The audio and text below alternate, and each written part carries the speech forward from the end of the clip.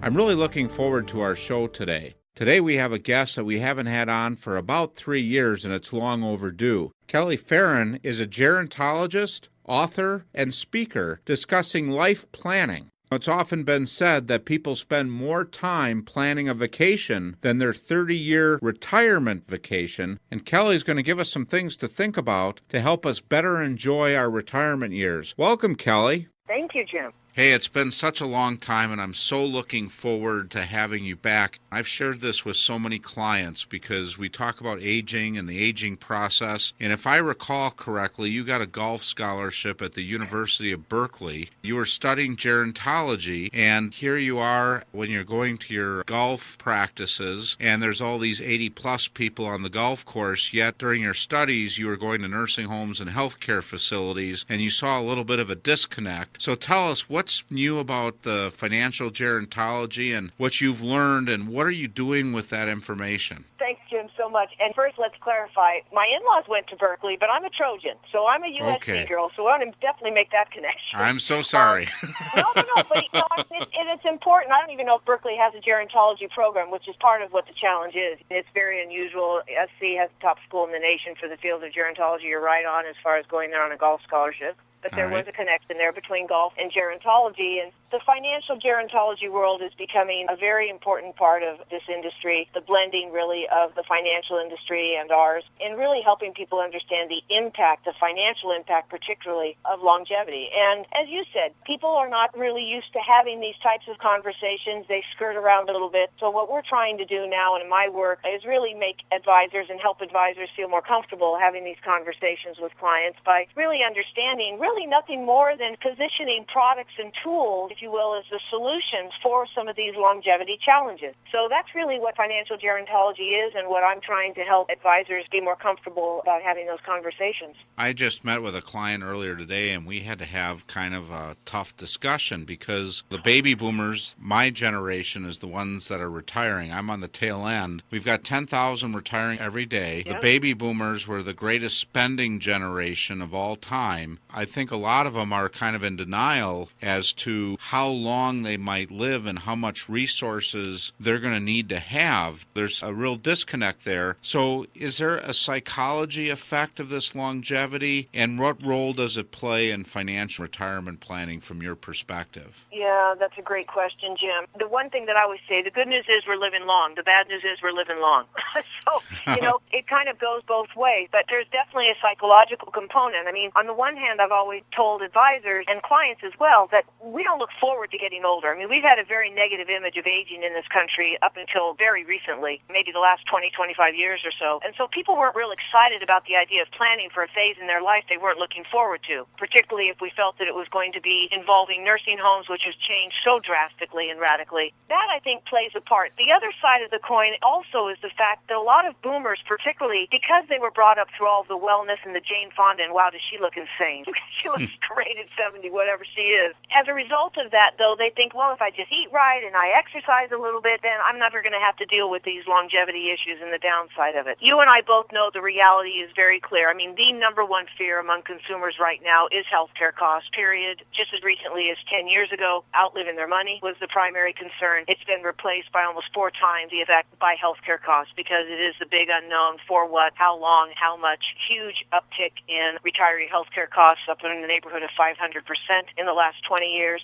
So clearly this is becoming a conversation that we need to start having with people. And like I said, we're navigating through uncharted territories. We've got early diagnosis, detection, treatment that's keeping people alive longer than they've ever been. And so you're right, Jim. People have no idea how long they're going to live. And more importantly, I think let's talk about how many of them are financially prepared to live that long. Because we're going to see 80 and 90 across the board. I mean, without question. How you're going to be here at 80 and 90 is going to be the biggest question. But financially, how we're going to afford it is the other part of this. I just saw a study that was done by USA Today not too long ago, actually, that showed 56% of the population is financially prepared to go to 75. 85 plus is the fastest growing segment of the U.S. population. So if we have 50% prepared to go to 75 and less, about 46% prepared to go to 85, that's a problem. So getting people to just understand that, I think, is something that we want to help people with. But I think we also, Jim, and this is one of the things that I try to do so well, and that is taking the fear out of it.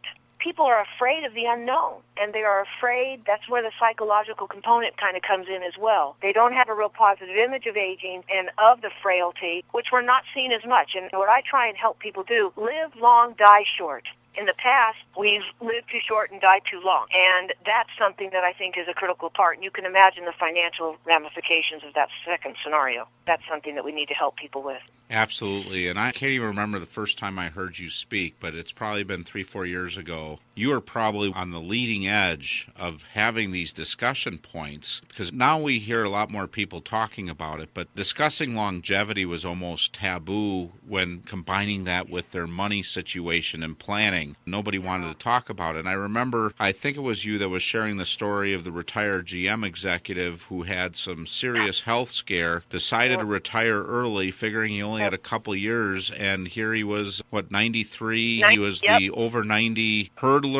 Jim, I can't believe you remember that story. That's so great. You know, people won't remember everything you say, but they'll remember how you made them feel. And when you show the story of Burt Morrill, retired at the age of 47, 3 years away of being fully vested, chucked it in, never thought he would live that long, lived to his 90s with no money. The reality is, for Burt's story, I always tell people, don't worry about Burt. He was all good because his extraordinary talent, a little creative PR geniusness on my behalf. We hooked him up a company that owned retirement communities all over the country. He became their wellness ambassador, so had a place to live and healthcare costs were taken care of and all those things. But most people don't have that scenario, so we do have to kind of share that story with people. But again, like you just said, getting people to focus on living long and dying short, taking care of themselves, preparing for the financial, because you know this, Jim. And I'm not sure Americans understand that. It's the missing link. People don't want to have this conversation. They don't want to address it. 70% of people over the age of 65 are going to need some form of long-term care in their lifetime. Whether that's going to be for a long period of time in a nursing home, whether it'll be a short period of time, home care service, which is the fastest growing segment of healthcare in our country, which takes the fear out of it. A lot of the long-term care policies, unbeknownst to a lot of people, is covering home care. It's not being in a nursing home. If we don't make the financial plans, God forbid, then maybe we're going to end up in one of those nursing homes. So these are some of the facts that we need to help share with people and make the proper plan.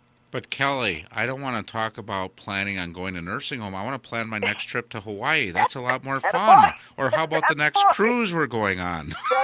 That's right. Always good to have the backup in the pocket, Jim. And I've always said it doesn't have to be a long-term care policy. I think my real issue with all advisors is we've got to have a financial plan for health care, period, in case the hiccup comes. That's what we want to do. The 65-plus population is the fastest-growing sector seeking bankruptcy protection in the last 20 years. 65-plus is up 150%, 70-plus population is 430%. This is why we have financial gerontology, Jim. But then, like you said, let's talk about the happy times. Yogi Berra, man, just turned 90. If I knew I'd be living so long, I would have taken better care of myself.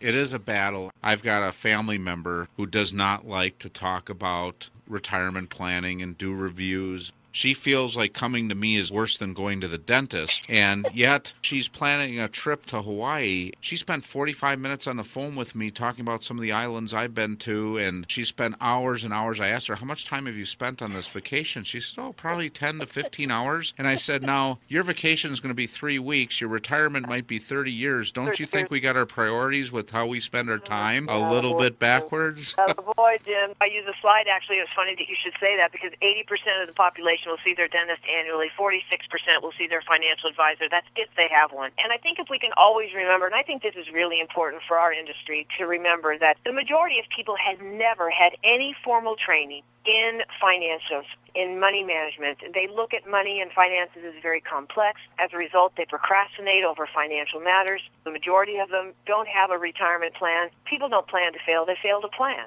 The boomers particularly, they don't want to appear that they don't know everything. And so that's something too. And as soon as we get, Jim, and this is one of my life goals, and maybe it's one of yours as well, as soon as we get this concept into the school district, and I have been championing the idea of life planning for as long as I've been in this industry, that finances and longevity or gerontology have to be part of that, but they're not the only pieces of all of that. If we can get people to shift thinking from retirement planning really to life planning, where we're talking about, like I said, longevity, financial, legacy, health, the life stages we're going to go through, residency, where we're going to live, reinventing ourselves, all of those components that are a part of financial gerontology, those are life priorities. And if we can get more involved in that and bring that into the school system and give people some education about these things, I think they're going to be much more inclined to understand the importance of the financial planning. And we are definitely wired the same. It's the whole purpose of this Real Wealth program. It's to educate people because they are not getting that education in the schools. It's a poor excuse for financial education, a couple things that they do. And I know a lot of schools don't even teach how to balance a checkbook. And that's just some of the basic stuff. I had a guest recently where we talked about how to understand your credit score, what impact it'll make, what things you do affect your credit score. Too many people go through life, they don't know, then they get a loan and they're paying an extra 2% on their mortgage or an extra 10% on their credit card purchases or whatever it might be, and they're spending thousands and thousands and thousands of dollars that could be spent on these very things you're talking about, but it's going down the drain in interest because they don't understand how to manage their debt, how to manage their money, how to manage their income. A lot of people are just kind of lost, but they don't take the time, and I appreciate so much what you're doing in motivating people. Hey, we're going to take a short break, and when we come right back, let's talk about a little bit of the different approaches that people can make and some things that they might think about to help them get started with planning. So please stay tuned. I'm Boomer Esiason. You know, many people don't realize the road to becoming an MVP quarterback and sportscaster wasn't always that easy. My mom died when I was just 7, and our family's life changed in an instant. All the responsibilities for supporting us financially and taking care of our family fell right onto my dad's shoulders. Yeah, of course, there were times we relied on neighbors and relatives to help us through, and I know that things would have been so much different had my mom had life insurance. And that's why I made getting life insurance a priority when I got drafted into the pros. It gives me peace of mind knowing that if something does happen to me, my family will be okay financially. But today, 95 million adult Americans don't have this financial safety net. By sharing my story, I hope more people will think about not leaving their family's future to chance. Let's face it, folks, life happens. To learn more about life insurance and how to protect your loved ones, visit lifehappens.org. A public service message from Life Happens, a nonprofit organization. Welcome back as we continue to visit with Kelly Ferrin. She's probably one of the nation's most renowned gerontologists, which is a term you may not have heard about if you didn't listen to our program 3 or 4 years ago. But you're studying and you're educating people on financial gerontology, how you put together the fact that people are living longer and the considerations that they got to make financially so they can live well longer. So let's talk about the 3-prong approach that you have to helping people plan. Okay, Jim, very good. I've kind of decided that we need to focus on 3 areas when we're having conversations with clients. That's lifespan, helping people really understand how long they're going to live. Second thing we need to talk about is health span, how they're going to be here long. And thirdly, talking about the wealth span. So you and I can go through all sorts of statistics, and I'm sure that most of your listeners are well-versed in the longevity aspects about what we're seeing in this country. The chance of living to 100 is up 43%. 100 years ago, the chance of living to 100 was 1 in 500, and now it's like 1 in 26. So people are living longer, but we also have to start helping them understand how to be here long. And I guess one of the things that I try and share with people, and I think this is a fun one, what is old? First of all, what is old? Let's identify around 65 as being the marker of old when you're eligible for Social Security for now. What a lot of people don't realize, that marker of old was actually established in the late 1800s, Bismarck formula, when life expectancy was 47. So when life expectancy is 47, then 65 is considered old. But when life expectancy is pushing 80 today, we have to ask ourselves, how do you call 65 old? That is one element that we want to start sharing with people. The health span, we do have some control over how long and how well we live. I think the latest statistics now are showing us in the neighborhood of 70% of characteristics of aging are based on lifestyle, 30% genetic. Most people think it's the opposite. But then we have to start talking about the wealth span, how we're going to finance it. What are we going to do there? And like I said, you folks are the experts there as to what tools to recommend to clients. But helping them understand that the majority of them are just absolutely not prepared. Like we said, just kind of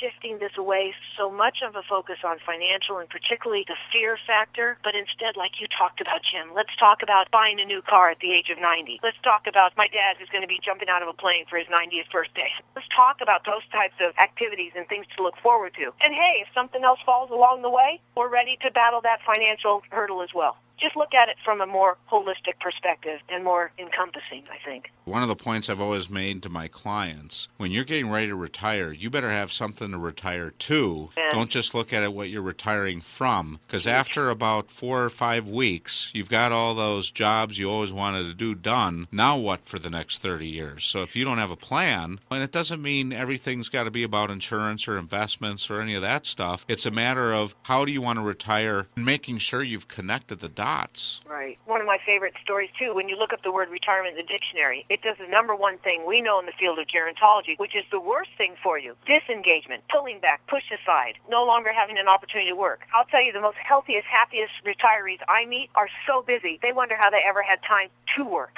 So that's kind of a shift in thinking. And, Jim, we're not going to be able to probably change the word, quote-unquote, retirement planning, even though the concept retirement is way outdated. Doesn't even come close to how people are living in retirement, what we're doing in retirement. So we can't talk to people about retirement planning necessarily. It really has to be this new phase in their life, like you talked about. Let's shift from a linear to a cyclic life plan. Used to be you live, you work, you die. Maybe throw in a cruise before you die. Now, because of this extraordinary longevity, we're shifting the linear life plan out to a cyclic life plan, where people are interspersing work, education, and leisure throughout the lifespan. So they may retire, they may go back to work, they may retire, they may go back to school, have vacation, just doing all sorts of great things in life. So this new longevity, what are you going to do with the extra 30 years we've given you? What are you going to do with it? And it's going to be a lot of different things. And that's probably the message that's really important to share with people. And then understanding the financial aspects of preparing for that. It's amazing. I had a lot of people coming here. I think it's because of the commercial. Well, we don't know what our number is. And I said the number is meaningless. You got to figure out what you want to do. And I use the term transition. I said when you decide to retire, I talk kind of the same way you do, you got to be retiring to something. So it may be volunteer work, it may be working part-time, it may be more time with the grandkids. But if you're just going to sit home and watch cable TV, it's not going to be a very happy or fulfilling retirement. So it's a transition. And you may transition to working a little bit less and having more freedom in your day. And then maybe when you're 80 or 85, you might transition to not working at all, where it might be more like the definition of retirement. But at 65, for people to retire the way they used to when they had 6 months to look at their gold watch that they got when they retired, it's just a whole different world.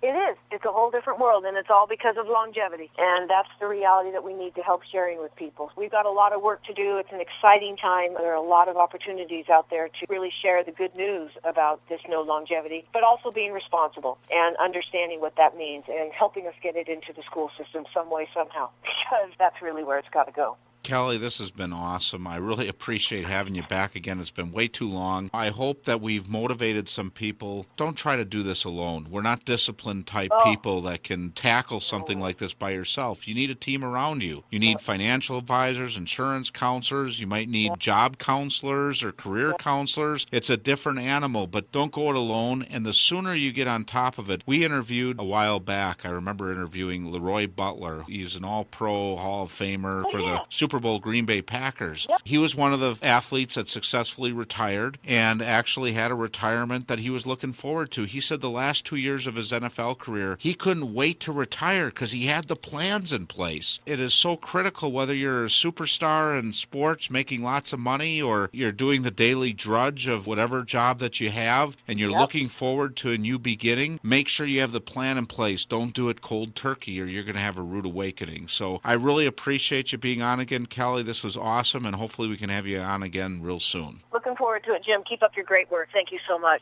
Thanks for joining us this week, and tune in again next week as we explore another phase of the real wealth process. And remember, if anything you heard in today's show you'd like to get more information about, contact your Real Wealth advisor. Also, if you feel that any of this information will be helpful to a friend or family member, just click the Forward to a Friend button.